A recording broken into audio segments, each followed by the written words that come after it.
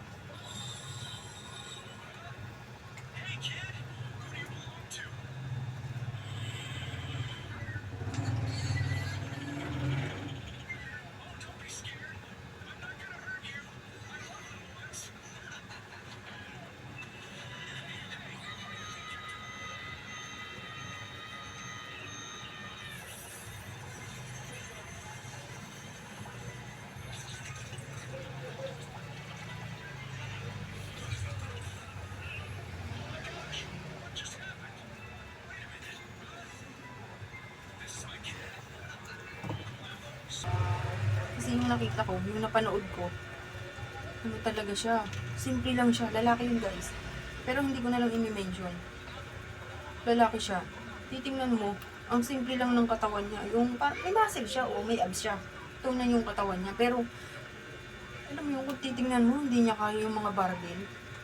Di ba yung mga plate, sobrang bibigat nun, di ba? Yung mga isa pa nga lang, sobrang bigat nun.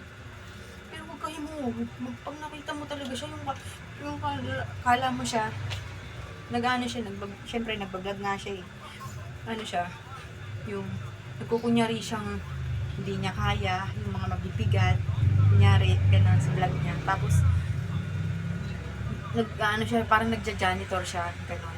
Tapos, habang nagja-janitor siya, yung ginagamit niyang pang-mop, kala mo magaan yun? Ang bigat pala nun. Kala mo yung mga, di ba yung mga malalaki ang ganyan? Mga katulad na nung mga nagre-wrestler, di ba? Ano yung mga ganito nila, di ba? Mga parang as in, ano na yung muscle, di ba? Yung iba, maraming protein ang iniinom. O kaya, sila, ganun. Kaya talagang parang ano-ano na yun. Pero huwag kayong yung ano niya, yung malalaki ang ganito, kumpara din sa iniidolo ko na parang normal lang na tao na hindi kayang buhat ng barbell. Huwag kayo mo. Kaya niya, kahit isang kamay lang, kung ilang plates pa yung dinadagdag dun sa barbell ha. Pero huwag kayo mo, grabe. Mapapagaw pa talaga. Mapapagaw ko talaga dun sa kanya. Parang mas yung utang ko na So, parang yun ang kasi yung niya, hindi siya katulad like ng iba na masyadong maano sa protein, di ba? Kasi may muscle siya, as in may muscle talaga. Pero hindi kalagayan unlike dun sa talagang grabe yung ng protein. As in, alam mo yun, yung talagang, di ba, ganun. Yung protein talaga nila, talagang halos more protein talaga sila. Yung iba nga sasabihin nila, hindi daw sila kumakain ng kanin, di ba? Sa bagay, hindi naman, kasi hindi ka naman pwedeng hindi kumain ng kanin. Hindi mag-workout ka nang hindi ka kakain. Nahihilo ka. Hindi pwede yun. Kailangan talaga may laman yung tiyan mo bago ka kasi magbubuhat ka eh. Mapapagod ka. Kasi papagodin mo yung sarili mo. Hindi ka naman pwedeng mag-workout ng gano'n. Kung yung iba sanay, siguro, saglit lang. Oo, pero ako, kahit sino namang tao na nag-workout talagang kumakain yan. Okay lang kumain, pero hindi naman yung kain, hindi naman yung lang. Kain lang. Kung halimbawa, nakaka 3 cups ka dati, so babawasan mo, susunod. Kung 3 cups, magiging 2.5 cup. Susunod, 2 na lang. Susunod, 1 na lang. Ganun, parang paunti-unti. Hanggang sa maging 1 cup na lang yung kinakain. Ganun ang gagawin mo. Dati nga, kumakain ako. Oo. Dati nga, nung dalaga ako, malakas talaga akong kumain ng kanin. Sobra. Hindi ako nataba. Oo. Ngayon naman, hindi pa rin naman ako nataba. Kumbaga, nagdagdag lang ako ng timbang ko kasi, syempre, ko ng weights eh.